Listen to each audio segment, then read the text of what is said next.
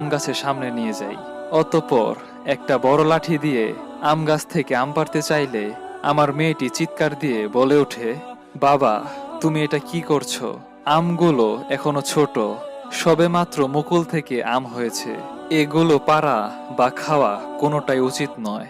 আমার মেয়ের কথা শুনে আমি আমার মেয়েটির হাত ধরে বললাম, মা, এমন কথা যদি আমি তোকে বলি, আমি যদি বলি এখন এসব প্রেম ভালোবাসা করা উচিত নয়, কারণ তুই এখনো ছোট, তুই কি মানবি?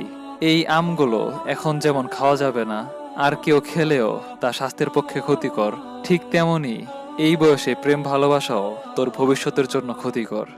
এই বলে আমি চলে আসলাম। সেদিন থেকে আমার মেয়ে সব সময় আমার এই কথাটিকে মনে রেখে জীবন পথে চলেছে। আমার এখনো মনে আছে, ক্লাস 8-এ থাকতে একদিন মেয়ে খুব বায়না করেছিল জিন্স পরার